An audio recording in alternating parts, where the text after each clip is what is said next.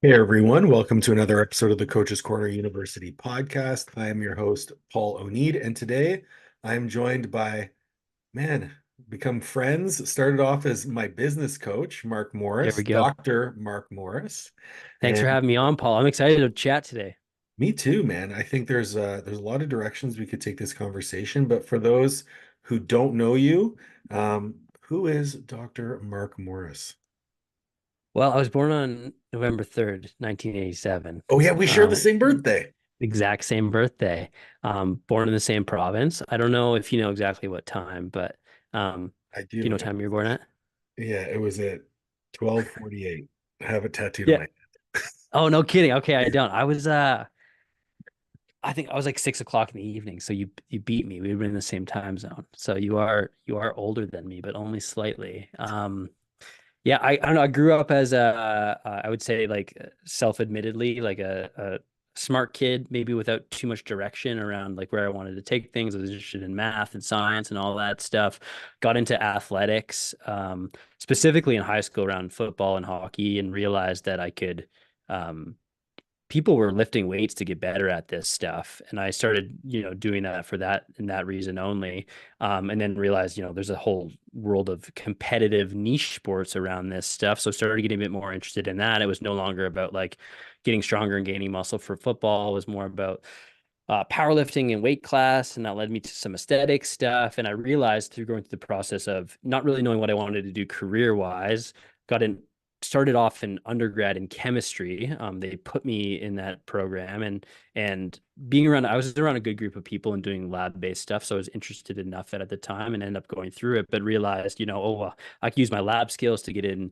Um, into the field of nutrition and do more lab-based stuff there, and started moving closer and closer to what I wanted to be doing. I was still in lab-based stuff, wasn't working with people, but like just through time, year after year, almost degree after degree, started putting myself in a different learning environment and getting closer to what I wanted, and started taking up online coaching. And I finished my PhD, and realized, hey, I can work for myself. I can kind of I had an entrepreneurial spirit around, wanting to do Mhm. my own thing and make money with my passions and that type of stuff. Went to online coaching. Through my PhD, I taught full university courses and realized I really enjoyed that, but maybe not so much of the, red The tape bureaucracy around, around it. Yeah. yeah, around just, sitting in meetings and like it just, I couldn't do that anymore. And I knew that. So kind of was able to, meld my passions for teaching education coaching through what I'm doing now, which is my nutrition certification, and really enjoying it, especially around helping people through nutrition. It's such amazing vehicle for personal change, as well as like people want to pay for this service and they want to invest in this stuff, and that from a business perspective is one of the toughest things to tackle. So like people want that, and just helping others be able to do similar things is what my current focus is on right now, man. Yeah, I love it. And I mean, it's very similar paths. I think I took a bit more of a roundabout approach because I only went to grad school for 4 years. I didn't do the full six. But always having that entrepreneurial spirit and always realizing like, hey, like people want my help. So it's Hmm. okay to monetize that.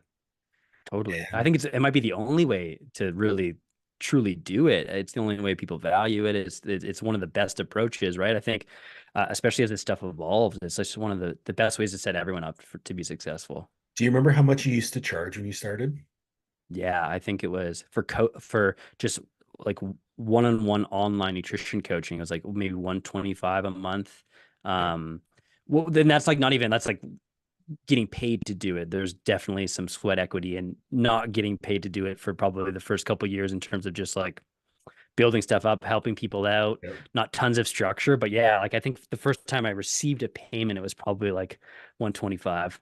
I think so I remember coaching on like I started off coaching training mostly. It wasn't actually Hmm. until COVID happened that I had always known how to coach nutrition. I had that background knowledge, obviously, but it wasn't until during COVID where I was like, well, maybe I can add this to my service stack. And I remember coaching people for free for a long time. And then I was like, I'll write you a program every month for $50. Hmm. And I was like, oh, that's a far cry from the 750 I charge now. So There we go. Exactly. Yeah, and Exactly. it's people don't Um, understand it scales over time. totally. I think that's the biggest thing is that I mean, you learn how to do things more efficiently and quickly. And I don't know, I even as I'm teaching, students to, optimize their check-ins and streamline that whole stuff, they watch me do it and they think like, how are you doing that? And it's because I like literally have done it like 100 times a week for, 10 to 12 years. And literally I'm reading through things and seeing like only what I feel like I need to respond to slash, Yep. lowest hanging fruit and stuff like that. And I'm just like picking things away and like, how are you doing that? I'm like, I've learned if I say way too much, no one's gonna listen to that either. Um, Yeah. you I know used what to I get mean? that So all it's the just that that's time. how those things scale, right?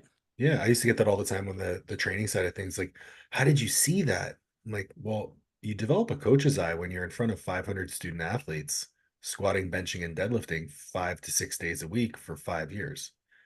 It's That's a patterns, that's a right? You lot start of to see like, SBD. yeah, oh, totally. Yeah, absolutely. But you just start to see like, you're like, oh man, I've seen that before. And this is Yeah. why, and here's what I say, and here's what I do, and here's what I point out. You almost develop these like underlying algorithms that you go through in your head. Hmm. Now, you created a course around essentially teaching other people to do what you do, the Dr. Mark method. Hmm. Did you find that to be a challenge to get that algorithm out of your head and into a course? I don't, I want to say I don't think so. Um, and mainly because by the time I realized it was okay to do in my best interest and all those things, I had probably worked through it so many times in terms of just like how I would lay it out, what it would look like. It was literally like it's the university course I always wanted to teach in terms of like being super applied and practical, having a business aspect. I know the students that I used to teach would just there's some that have taken it since they just it's everything they need. So I think by the time I got to that point around doing it, as someone that kind of people might hear this and think, well, you're not like that. As someone that like fears change for the most part, I knew I'd got to the point where I was like, okay, well, I need to do this now. So I don't think it was. I admittedly, I want to say it wasn't tough to put all on paper logically and stuff like that. Just because I had done it so many times and there was different, evolutions of it. But then again, I might be just dismissing the whole part where it was like 4 years twiddling my thumbs, thinking like this is a good idea. I should probably do it and not doing it. You know what I mean? Well, I no, I totally know what you mean. I don't think it's dismissive, but there's a few points that I think are valuable to pull out because I see a lot of coaches struggle with this idea of taking on big projects. So they just get complacent. I don't want to say complacent, but they really enjoy coaching their clients. Maybe they've got to a point where they have a steady, sustainable roster. They're making good money, and they only see increasing prices as a means to scale their income rather than diversifying revenue streams. But they know that the friction associated with diversifying revenue streams is taking on a big project. Mm-hmm. And it's almost like, you said you had done it so many times that it was finally just like, okay, I probably should build this. That's kind of the way that a lot of the systems that we develop in our business has come about. It's like I keep writing this same email. I'm just going to template it. Or I keep giving this same coaching cue. I'm just going to video it. You just took it to the nth degree and created a course. For sure. And I that's exactly how this stuff comes about, right? It's almost like there's all these resources that you end up just kind of like putting together in a very like logical and thought out way, but they're like individual things that like you created and you found useful and in 6 years ago, right? It was like, Mhm. in 2017, I was like, hey man, this is a template of what I need to say to clients when I'm going on vacation. Like this needs to be somewhere Yeah. in there, right? But it's like all these things that like you just build out over time and they start to lay out. And I had a really interesting I had a comment, and I don't want to like, toot my own horn too much. But I had a comment in a seminar with a student yesterday that was saying like, there's aspects of this that I was like, because we do like some marketing aspects and putting ourselves out there and stuff like that. He was saying I had some fears and hesitations around this stuff because I didn't have all the answers yet, Mhm. right before doing it. So I wasn't sure how to do it because I didn't really know exactly what was coming. So I was, hesitant to put myself out there. And it was interesting. So he'd be writing down questions, and then he'd watch like literally the next week of a lecture, and like the answer would be there. Because I had like dripped out Yeah, things in a logical way, try not to get people overwhelmed, although there's aspects that you're going to be of overwhelmed, course. but it's Yeah. like it's coming, right? Like the things are coming. And as a coach, honestly, one of my main philosophies is like I'm only going to give someone only what they need to get to the next level. And that's not because I don't think they can take on more or it's not going to be educational or anything like that. But it's like, let's just do what you need to do right now to build confidence, get this aspect going, be it like a food skill or nutrition skill or a business skill, because you're going to learn through that process and then we can build based on that, right? And one of those things, right? So it's like, I hear this stuff and it's like, oh man, well, yeah, I guess it's laid out, but I've done it in a way. So it's taking everything I've learned, but only presenting what a student needs to know to get to the next level. And how many people have you taken through the course of this? Because if I'm not mistaken, you started the course quite a Like while ago. 2018. Yeah, it's about like it's just under 400 students now. Holy shit, good for you, man. Yeah, thank you. That's Thank you. awesome. Yeah. That's okay. So I hear that, and this is something that I think is very valuable. And I want to, it's important to let people know they're doing a great job when they are, number one. And number two, I think there's two different mentalities that are prevalent within any industry, and we'll just use fitness as kind of the host. Like I could have heard that and been like, man, I'm not far enough along yet. But what I heard was I've had almost 400 people through my course. I think that's so effing cool. I want to do that too. Hmm. And it's this like the growth mindset, the abundance mindset. And like who are people that like because obviously with what you've accomplished and the things that I'm trying to do as well, like I look to people like yourself who have had success for a sustained period of time. Who are people that you look to maybe for that same level of inspiration or to model your path off of? Oh, totally. I think one of the first people at the beginning of this stuff would it always comes back to like John Berardi and Oh, PN1, like PN and like the that was PN1 always too cert. far for me. That was always like, oh, and also Ah, I don't want a business that big. oh, yeah, no, well, yeah, I think that's one of the other things you learn through this stuff, is that everyone's on a different trajectory, and I think you've probably learned through managing people, and like the only way to scale that stuff is also, I mean, technology is growing so rapidly, and all the tools we can use, but we still need bodies and humans with Yes. personalities and stuff. So that part is tough. But I remember being 2005, at a seminar at Western.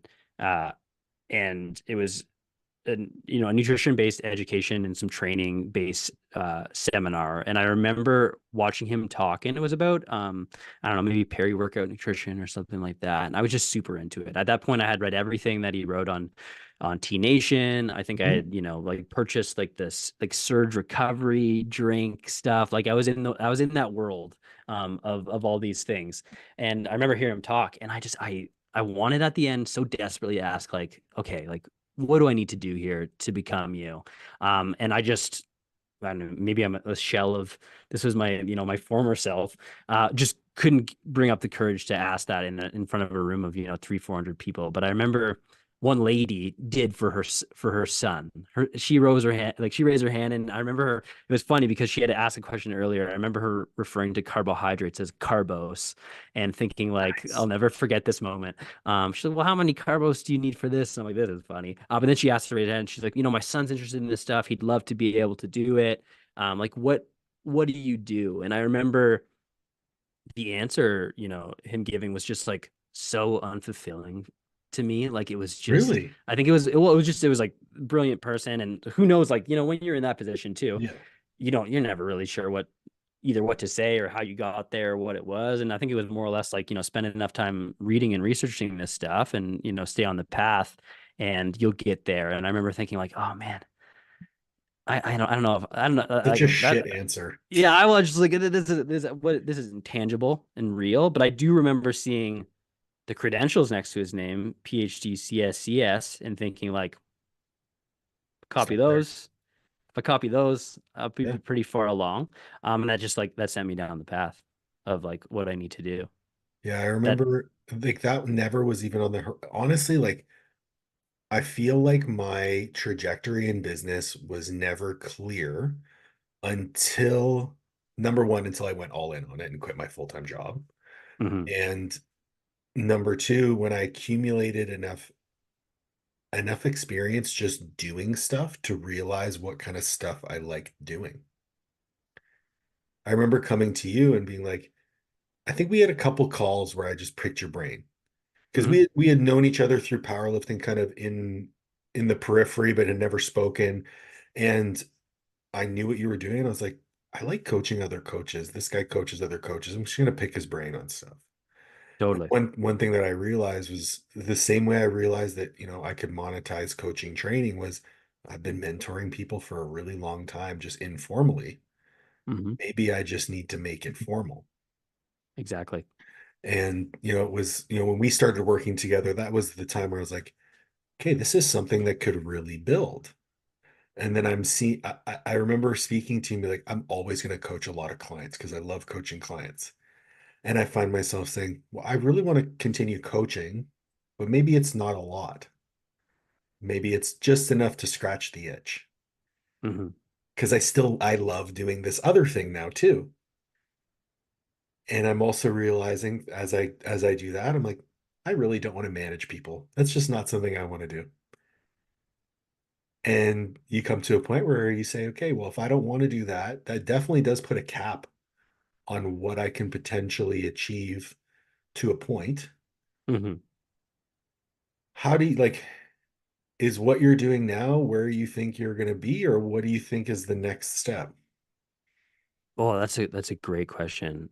I think some iteration of it, I definitely will be on this path. I'd love to say like I think I've always kind of viewed myself as having like more of a like a project based like career in terms of Mhm. like work on things for 4 or 5 years and then I don't know, a lot of times it's just like maybe it's fate, maybe it's luck, maybe it's determination and hard work, but the answer tends to present itself in terms of the next opportunity. It's um true. Yeah. whatever it is, and I think it's just the way things work out. So yeah, I don't know what it is right now. um but I also see myself working within groups of people and leading them, mentoring them in some capacity, right? Would be the biggest thing. I don't know if it's going to be like, you know, stage-based presentation stuff at any point, or if that stuff will go away or whatever it is, but something along those lines, and just finding ways to continue to deliver impact and that kind of stuff. The coolest thing about that, when you tell me you're like, originally saying, I want to mentor more coaches and that kind of stuff, it's the impact of like you reaching Hmm. more individuals and more families and all that stuff. Like that part is super important to me. But also like, I mean, obviously I follow you, but I follow along with the people that you're mentoring and that kind of stuff. And like they're not coming to me, right? They haven't come to me yet. That's not to Hmm. say they won't or would never, but they haven't. But they'll Hmm. come to Paul. They will reach out to Paul. Like if Paul doesn't have like the skills and strategies to be able to, you know, to lead them and educate them and mentor them and stuff, it's like none of these people know what's possible for them, right? And the biggest thing is if they knew that yet, they would have already like, they would have already found me, but they haven't. And the only way that they can improve their health and their lives and their business and whatever it is going to be through you. So to me, I'm on a mission to make sure someone like you has the opportunity to do that, And right? that's Because it hasn't happened. Like that's the only path, right? And that's why I admittedly am also trying to be so forthright about educating and giving this stuff away, because like it just I think it's the only path. well, I've always looked at it from the perspective of, okay, so if you were to take a very fixed mindset towards education and mentorship, you could look at it and say, when we mentor other coaches to build their businesses, we are actually building ourselves competition. Hmm. Or you could look at it and say, we're building other coaches to a point where they can positively impact other people and bring more people into the industry so that as a whole our industry grows, so that piece of the pie that we have will grow because it's a larger pie. And I think if we do a good job and we help good people do great things, it's only going to elevate everything else because there's Completely. a lot of noise in our industry and very little signal. Completely. There's a lot of noise that we don't even see either, like that you've forgotten about entirely. Um, like hang out on on Pinterest or TikTok, like the stuff that like when we think about the stuff that's like noise and not even good, like it doesn't even compare to the stuff that like is actually damaging and terrible and out there, right? There's just so much room for all of us to grow. Yeah. So you mentioned early on that like you struggled with expressing yourself, you struggled putting yourself out there. You've gotten to a point where, man, you're on YouTube, you're on TikTok, you're on Instagram, you're outwardly speaking, showing your face, speaking your voice. What were some things, or what were some maybe some roadblocks that you faced, and how did you overcome those along your path? Yeah, I think the biggest thing is I needed to realize, and I think a lot of new and beginning coaches do this. I needed to realize that the stuff that was important for me to say had only been said, had already been said, and it wasn't going to be novel. But that doesn't mean that it's not important to Hmm. vocalize because people need to hear it from me and my experience and those kind of things. And I think that was one of the first things to get over, being like, oh man, like what are people going to think about me? I'm adding nothing new here. And I remember even from like research days getting, review papers back from reviewers and hearing comments like this literally had added nothing new to the literature here, like try again and stuff, right? Like just like really crude stuff. And I think maybe there's aspects of that I just took into this coaching space where I was like, well, it's got to be new, it's got to be unique, it's got to be something that I've created myself in the sense of like it's never been talked about before, right? And that is Right. just a path to never doing anything. Like you're Yeah. not going to put yourself out there. It's just not going to happen.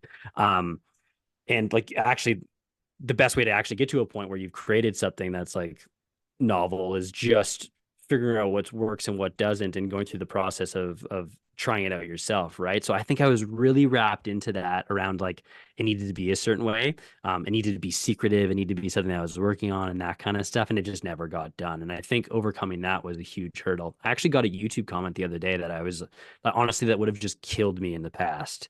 It was Is it more the or one that less you like, shared?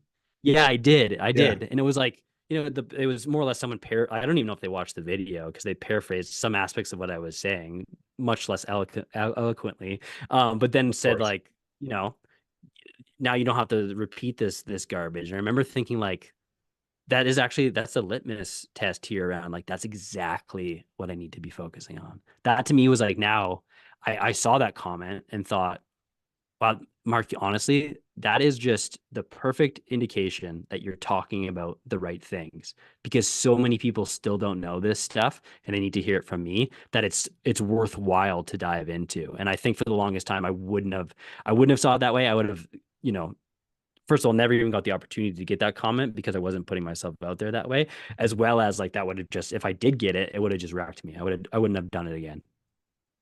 Well, you finally made it if you're getting negative comments on YouTube. Oh man. Yeah, totally. It's oh yeah. And things flip really quick on that platform specifically too. It's really interesting. You're totally right about that. Like negative comments are definitely an indication that you're getting somewhere. Yep. But also the further you get along, the more people think they should give you advice and they don't when you're not further along. It's very strange. It's like almost like the more complete and accomplished and like, you know, more thorough it is, more people are disagreeing with it. And it's a wild thing to witness. So I actually just had this conversation. I just finished a mentorship call with our group, and we had a conversation around disagreements. And one thing that I'm very, I would say very strict on is I refuse to look at disagreements as conflict.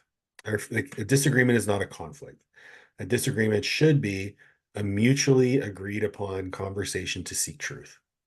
So when I see negative comments or I see people disagree with me, honestly, luckily, I don't say very many polarizing things because of the way that I tend to speak, I present both sides. But whenever I see that, I see it as an opportunity to seek the truth. So I don't shy away from that sort of conversation. But Hmm. I know that for a lot of coaches, they will avoid speaking or nerf their knowledge and like purposefully undercut themselves just to avoid conflict. What would be your advice in that situation? I think that's just unfortunately, like so many people are going to go about that, but I think it's just like such a sheltered way to live, right? So like just to present yourself because you do need to like take some risks and disagree with people in order to probably become the best coach and educator that you can be. And that doesn't make it wrong, right? I think we all come into these situations with like, there's evidence and the closest thing to the truth, but there's also our bias and our personal experience, and we're always going to look at things a different way. And I think you just nerfing that for the sake of, not avoiding conflict is only going to it's only going to limit you in your trajectory, right? It's It's going just to like I think stifle your it's growth. Yeah. totally. So I think it's got to be something that overcome, and at the same time, just try not to take it so personally is the biggest thing, right? Like, I mean, no one else, if you work a conventional job, no one off the street is like coming in and just like shaking their fist about your opinion at you about their opinion on something, right? It's like, it's not for whatever reason, when we put ourselves out there as coaches and educators and stuff, we take things so personally about like, Mhm. this is who I am and that kind of stuff. And it's like, if you had a normal job, no one would show up that way. Well, one thing that I did learn from you very early on, which I've carried through and I've taught a lot of other people, was what gets someone in the door doesn't have to be what keeps them in the room.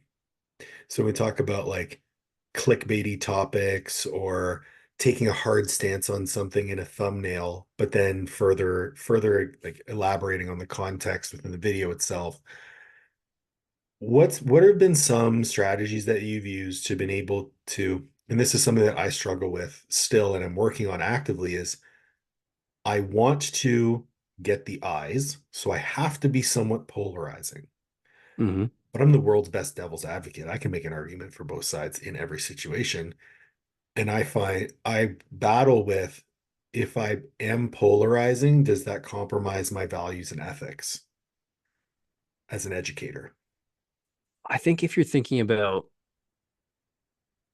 my mission is to help people in the best way I know how, then you need to get people in the room in order to do that. Like there's no getting around that. And I think that to me is got to be the first thing that happens. And to do that, you're going to need to do things that get people in the room. And it's not always going to be um, you know, presenting both sides because no one wants to listen to that, at least not initially, right? So I think Right. you're completely right to be like the thing that gets in the room, like we got to try different things that also like we feel good about and that we are like interested in and like that speak to us, right? Like I don't my aim for anyone is never to be like completely like inauthentic and go about it that way. But it's like I think we need to learn that there's differences between what gets people's attention and what keeps them hanging around.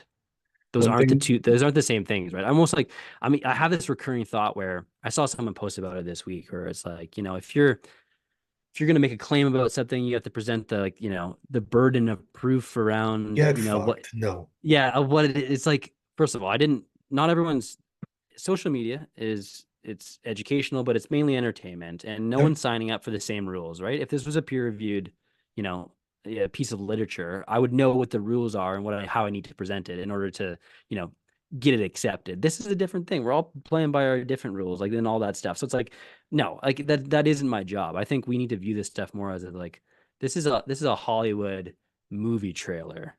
Um, Ooh, and what's going to get people in the seats, right, is going to be different than what to get them in and interested in stuff can look entirely different what the movie is. I like that.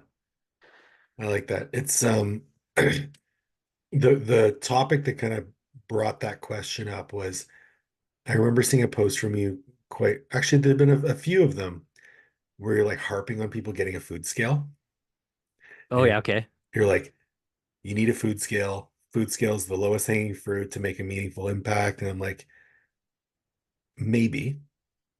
Totally maybe. But my argument would be, my argument in that situation is like, but not everyone does need a food scale. Hmm. And I know you feel the same way. Yet you're on your soapbox about a food scale. Yeah. I think I don't know. There's to me it's like there's just like a line between like marketing and coaching, right? Marketing is There getting you people go. interested in this Yes. Now we're stuff, getting and into it. Now we're getting into yeah, it. like getting people interested in stuff, and like coaching is what you need to do to inspire the individual to make change and to give them the things that they need. And those are two distinct things. And I think the more we can see it that way, the more we'll get people interested in our stuff, and put them and get them in an environment where they can actually finally change and sign up for stuff and take the next step. And to me, there's like a line there. I think the line gets blurred. And so I've been listening to a lot of Chris Williamson. You familiar with him? Hmm. Dude, phenomenal podcaster. But he brought up a quote in his one of his most recent podcasts, funny enough, with Morgan Housel, Okay, the, yeah, the yeah. Psychology of Money, which is a book that you recommended to me. I just bought it. Um, he said, it's harder than it looks, not as exciting as it seems. The grass is greener where it's fertilized with bullshit. There you go. There you And go. I thought that was the perfect quote about social media.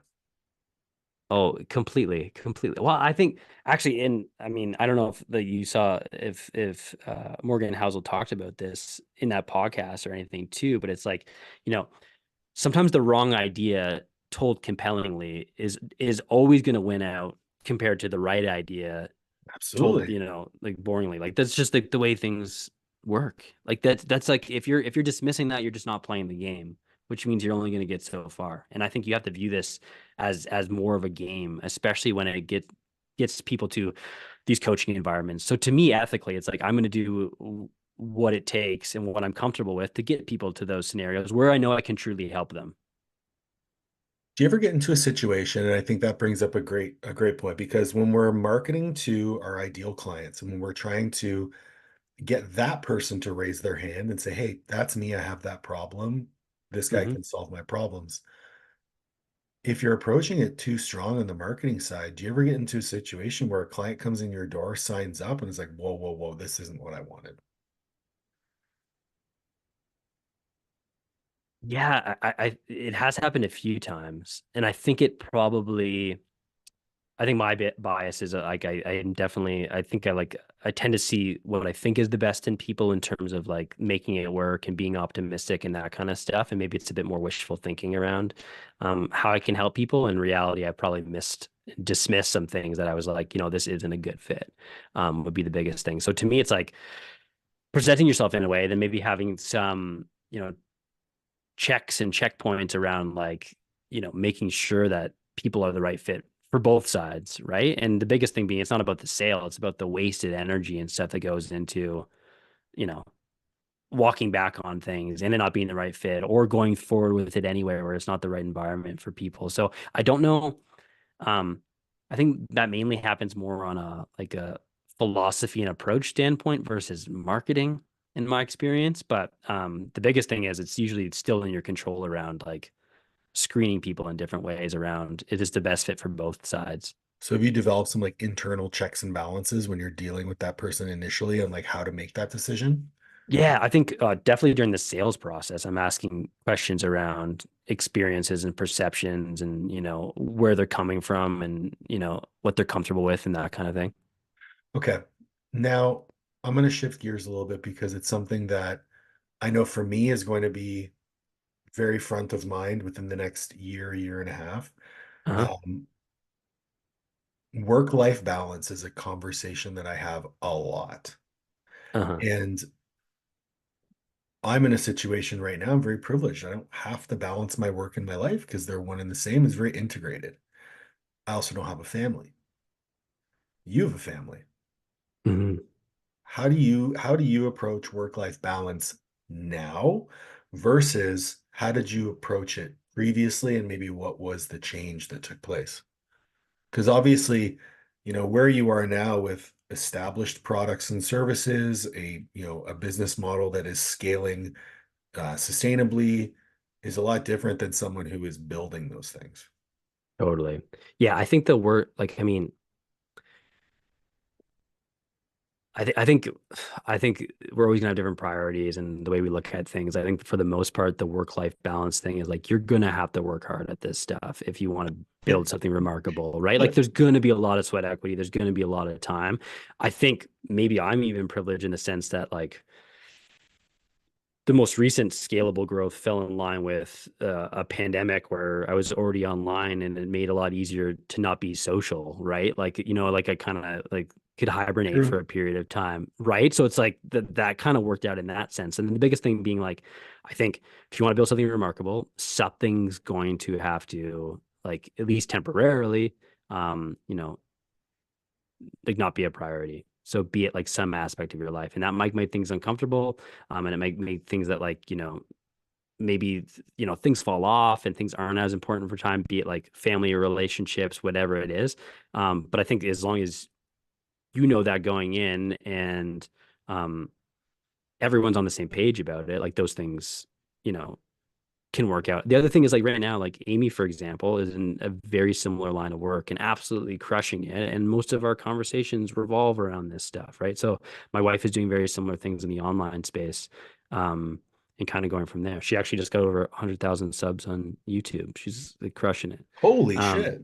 yeah, yeah, in the cancer recovery space, it's been like incredible to watch in less time than me. So to me, it's like I'm very fortunate to have that in terms of like, you know, someone to talk to about this stuff where I'm not talking to my spouse or significant other about, other things. We talk about those stuff. So it's like, I don't know, I guess it's just the way things work out. But I think work-life balance wise, something's gonna have to at least temporarily, just like fall off in order for you to truly dive in and build something that's remarkable, and that's not going to be for everyone, and not and my view on it is like that's not really up for me to decide for them. I think they have to figure that out on their own.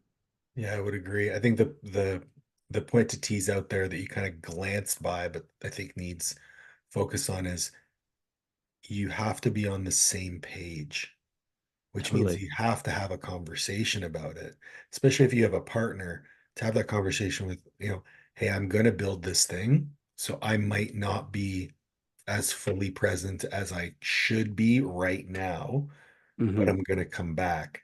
It's a conversation, even in the context of, my wife pursuing her IFBB pro card. She's heading into prep right now. She's 15 weeks out. I Hmm. know that in, 6 weeks, 8 weeks, I'm not going to have the same life that I do now. Totally. But after the Yeah. show, I'll get her back. Hmm. So it's okay. And we're on the same page and we know what's required. It's not our first rodeo. And I think that communication is really important. I have a question for you that I don't think you've probably ever been asked. Yeah. Do you ever compare your success to your wife's success and feel Oh, shitty? yeah, I think definitely, like without a doubt. I think um her success within all that stuff has just been um very inspiring for the most part. But yeah, there's aspects of that. Like she just surpassed that within like a year. And that's because like I like for the most part, I see it as like I know why. Um, Yeah. and she crushes it. She's like first of all, the demands between being a mom and a father are entirely different. And that's I think part biology and just part of the way it goes sometimes. She takes on so much more than me and seems to do more in less time. So part of me knows why. Like I don't so part of me knows why. Um, like she's been so successful too, because it's like there's just no time to waste. For me, I can get roped into the internet, man. Um, would be the biggest thing. Uh, The reason I asked that question is because so Liv and I have had a number of conversations about success in business. mhm, And I've seen her trajectory of success going from, you know, 2021 September deciding I'm going to be a full-time coach. Actually, it was 2022 September. I'm going to be a full-time coach. So 2022 September to 2024 February, we're talking about 7xing your income mhm. and working with close to 50 clients and having a, very sustainably growing group coaching product and doing very well on social media. I see the growth. But when Hmm. she compares herself to me, who makes double the amount of money that she does and, you know, does a lot of very different things, she's not able to see her success for what it is. So the Totally. perspective is different. Completely. And it's often a reminder I have to like, hey, you've been doing this for 2 years. I've been doing this for 20, and you are where you are after I was in it for 15 years. And you've Yep. been in it for two. Yeah. Have you ever come across the gap in the gain concept in terms Yes. of Yeah. yeah. I think Speak on it. Go. Yeah. yeah, it's just human nature to think about, where you should be versus where you are right now compared to where you started, right? Like if we can think about someone like Liv, for example, thinking like, man, in under a year, I've done this. And before, this was more or less like a hobby that I could be good at, but I wasn't taking all that seriously. And now it's literally the thing that's like, creating, generational wealth for my family. You'd probably look at it much differently, right? But I think the thing is that, most people, especially people that, are overachievers and want to do better and stuff, it's just really human nature to think about where they think they should be, um, you know, compared to where they are, right? Like you think about what's ahead of you and why you haven't done enough yet compared to looking backwards. And that's just the toughest thing to wrap your head around, but it's just like it's very common. Um, would be the biggest thing.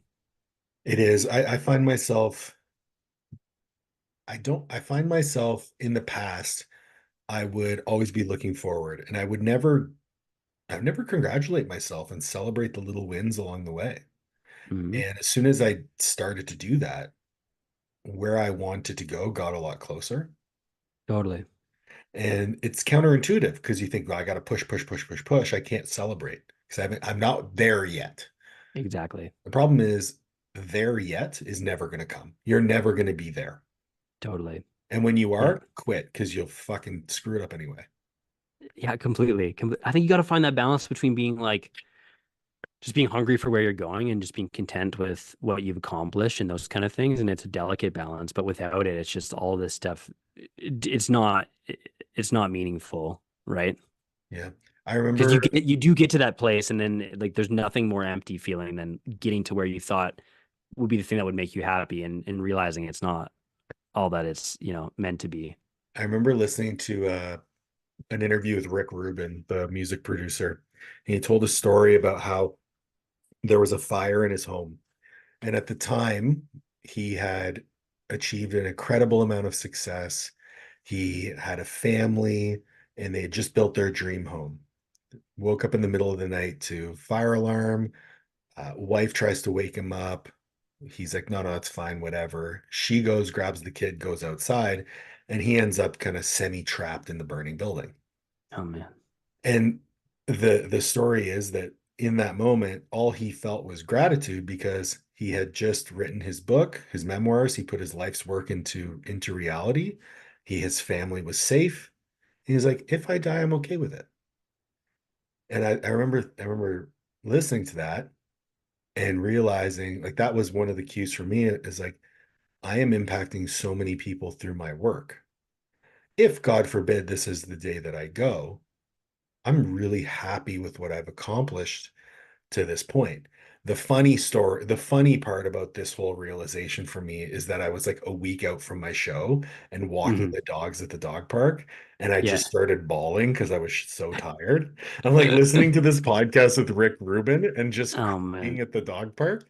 Uh-huh. But that will always stick with me about if we can always look at where we are with this sense of gratitude, knowing that everything that we're doing makes us happy, we're not going to stop doing like people who think that if you celebrate, you're done, you're missing the boat. Because if what you're doing is motivated by love, you're just going to keep doing what you love and the growth will keep coming. You celebrating isn't going to stop that. No, no. And I think it's just it probably, if anything, gives you that opportunity to look back with some gratitude and like congratulate yourself, right? Yeah. And I mean, I still have those, I have those same, comparison feelings the way, your wife has 100,000 followers or subscribers on YouTube. Like I think Liv has like 5 times as many followers on social media. Totally. I'm like, but I know why, Uh-huh. Yeah. because she's And I better than think, me. oh, completely. I think there's also like, do you view do you view like live in the sense of that as like being like almost like I'm not saying an actual athlete, but almost like a better athlete, like performer in the sense that like she can just do the things that she needs to do to get seen and put herself out there and that kind of stuff? I think when I look at it and I say I know why she's successful, it's because she is so incredibly good at speaking to the exact person that she wants to raise their hand Perfect. in a way that resonates with them. And her personality is such that she just brings people in. It's something she Hmm. does just innately. She has never had to like work at it or anything. Hmm. She just brings people in. Whereas I do not, and I know for a fact it's a shortcoming of my social media game in that I speak to a lot of different people and I don't have a very good the how should I word this? I don't necessarily care for lots of people to raise their hand as long as the Hmm. right ones do. And social media has never been like getting leads through my social media has never been a problem, Hmm. nor could I necessarily accommodate more leads. So while I only have, 8,700 followers, that's not limiting my ability to generate income. Right. Totally. So is that a problem? Yeah. No, no, I think it's exactly where it needs to be. I think I don't know. I get this recurring thought, and this is what's interesting about like I guess business coaching in general is that I've had people in my world where like we'll work on let's say their own thing on a business to like client facing business, Yeah. right? Versus like helping other coaches, and we try out different things and stuff, and I start to see like aspects of them that it's like, man, you're actually you're a better coach business owner than you are like an athlete. Like, and sometimes the athlete thing, let's just call it there, is like you go places with things because you're not afraid to in terms of like tone of speech, your angle on stuff, like you're more forthright, you're more aggressive, like you're more committed to it. And sometimes the person that can help someone call the shots and identify the patterns and understand the philosophy and the strategies of this stuff just isn't willing to do that stuff, Mm, right? And sometimes it's like, man, like some people get upset. It's like, these new business coaches and stuff, or just showing up and doing whatever. I'm like, some people are just, they're just better suited for things that they maybe like haven't lived in the exact same capacity. But if you go into any sporting environment, we see that pretty normally, yeah. right? I Like, how do you deal with the kind of bad vibes around business coaches? I just I I think they're kind of just misunderstood in a lot of ways. Like I'm almost this is one of the few things where I'm like I hear it and I don't view it as like I almost view it as like a badge of honor. Some people like I hear so many people say, "Well, I'm not a business coach," and then just they describe to me exactly what they do, and I'm like, "You are." That's exactly what you are. Maybe you don't want to call yourself that because it feels that way, but that's what you are. And I'm not really sure why you're afraid of that. And I think it just comes from a perception where it's like these snake oil salesman doing slimy things, whatever it is. And I'm High like, ticket man, sales and cold DMs. exactly. Yeah, no, I know. And it's just like I'm just and I hear that and I'm like, I don't know why. I don't know why at this moment it's just so negative. And I think it may be because of just the rush to these things and maybe people doing it where they're not in the best capacity to do it. I just know there's so many that like could do it and should do it and shouldn't view it this way, but they do. So I don't know if that's something we're going to see that changes. Me personally, I have no problem calling myself that. I don't see it as like a negative thing. Yeah, I've been I don't think battling with, but I often I like to play word games. I think it's interesting to dive into the language that we use to describe the world that we live in. It's very, very nerdy, bordering on autistic, but it is what it Yeah. is. Did you Um, say word? You say word games? yeah. Oh, I thought you said first. I thought you said board games at first. I was like, that's cool, man. Play your board games. No, no, no. I like to Yeah. play word games because language is something that's always fascinated me. And it was actually a conversation I had with Trevor Cashy, who is like you want to talk about bordering on autistic. Great guy, but he's on the spectrum, but he got on me so hard in an interview on language, and I was like, this guy's onto something, Hmm. because language is the way that we paint a picture of the world. And I've been on this word game about the topic of being a mentor, because people will use come do my gut health mentorship or come do my hormone mentorship. And when I hear that, and I think, well, if you have a curriculum, you are not a mentor, you're a teacher. Hmm. But a mentor is also a teacher, but a mentor is something greater. And going through this idea of what is a mentor to me falls into this multidisciplinary, very all encompassing thing. And a big part of the reason why I'm very confident to call myself a mentor is that I don't follow a curriculum when I work with a coach. That coach and their business is my curriculum. And every coach Hmm. I work with has different gaps. Every coach that I work with has different opportunities. Like you do a SWOT analysis on any of the 37 coaches that I've worked with, they're all different. They're all over the place. So if I had a curriculum, I don't feel that I'd be doing them justice in their work with me. Hmm. Now, I don't really know where I'm going with this, but I would just love your thoughts.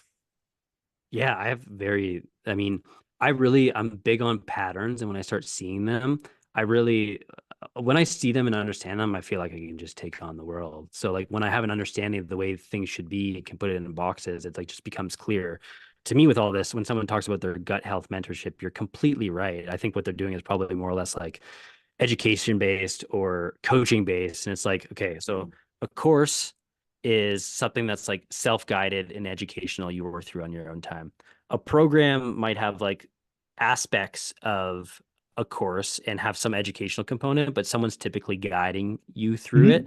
Okay. Coaching a lot of times probably doesn't have that educational component in the same way that it's like laid out in front of you and you go through on your own time, but you're getting aspects of like education and working on skills, and someone's being a bit more prescriptive around telling you what to do. A mentor is probably like leaning on their experience and giving you what Mm, you need because they've been there and they've done it themselves. A consultant really doesn't have a vested interest in your success, but has been there and will tell you exactly what to do, and it's up to you to take it or leave it. Is kind of like the way I see like differences in this like online space for the most part. But I think you're interesting. completely right. As like the mentor is kind of like a bit more all encompassing and also like relying a little bit more on their experience because like the answers just to them because they've lived it, right? Like you can hear things. And I personally, in my experience, I do the exact same thing. I've a lot of my business clients, I definitely don't do the same strategies with. Like we lean into your strengths. We get a sense of like where you should be going and what assets you already have built up and what we should maximize and kind of go from there. I have, one client that has like crazy traffic on the website because they've, written so much blog content for X amount of years with a huge email list. It's like that strategy is going to be much different than, you know, Coach Ryan Hickey with a buttery voice and can, talk about like losing your fat gut. And people are like, man, I know I want to listen to this guy, right? Like it's like a You're completely fat different thing. guy. Yeah, no, people no, but like man, dudes are like, that is exactly what I want. I have that thing. And I'm like, that's what you got to do. Kind of thing, right? So to me, it's like, yeah, the mentor leans a little bit more into their experience and having, lived answers and strategies. Love it. Um, okay, you look at where you are now, you look at the journey that you've taken. You've also, indirectly impacted a lot of other coaches in their journeys. What would you say are like maybe the top three mistakes that people make that hold them back? I think the biggest thing being like waiting for themselves to put themselves out there, that kind of thing. Okay.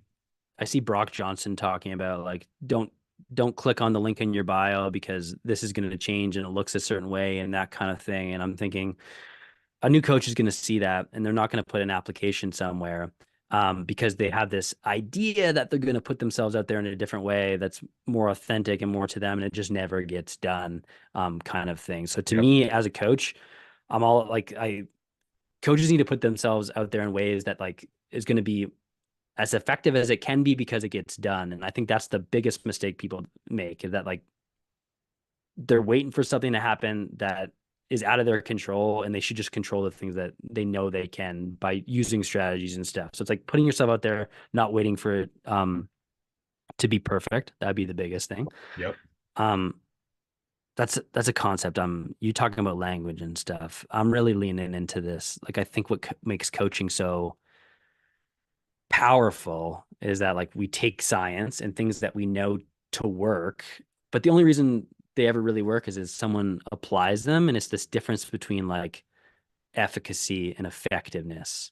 That's where like my mind's 100%. going without all this stuff, right? It's like something could work, and fundamentally like the actual like underpinnings of the science is that this is how it works, but it doesn't really matter unless you can do it, which is like this adherence piece, right, would be Oh, the biggest thing. So to me it's like I don't know, that's where I'm like, this is why first there's we've been trying to educate people in health for like 50 straight years, and it's been that's just not the okay. problem. They Yeah, don't need more right. education. It's like finding different ways to get people to actually do it. And that's why I think online coaching has been so interesting, because it's kind of like in the middle of this like right approach, right methodology. People want it, people see they need it, they can actually do it. Like it's all of these things, right? Yep. And that's why it's becoming more successful and stuff. So it's like for a coach, it's like you got to do the thing that consistently put yourself out there. And if there's means that something's living somewhere that someone can click on and learn more about you and take the next step, that's what you should be doing. And you nailed that one because I, whenever someone says, I take an education based approach, I'm like, congrats, you're going to be broke forever. People don't need more education. You go to a grocery store and you see someone with a cart filled with bullshit, and you approach them and you're like, hey, I'm wondering, why you've chosen the things in your cart. And they're going to say, well, because I enjoy eating them, or they taste good, or they're the least expensive options. And then you ask them, well, how would you change what's in your cart if you were going to eat healthy? And they would tell you exactly what they would do verbatim. They'd be like, oh, I'd probably eat more fruits and vegetables, I'd probably eat more protein. And you say, well, how come you wouldn't do that? Because I don't want to. I already That's chose it. this. Yeah. Mhm. How do we impact people's choices? So I love that. What else? Two more. Oh man. I think the biggest thing is that you're not your audience would be the biggest thing. I want to be an educator, that kind of stuff. Your potential client, the people that are going to come to you, they care about results. So it's Yep. focusing on what do I need to do to tell that story in a compelling way would be the biggest thing. Stop hanging out with other coaches. Like find ways to connect with the people that actually need your help would be Stop reading about your area of expertise. I would say that. Stop reading so totally much about nutrition and training. Read more about people. for sure. And then this is the last one. The third point is things that coaches are overlooking right now. Oh, I'd say, and I talked to you about this, 95% of my new leads and clients are coming from YouTube. It is the absolutely like hardest thing to pull off, and you're diving into it in terms of mhm. like it's a lot of stuff to talk about. You got to present it in a way that keeps people engaged.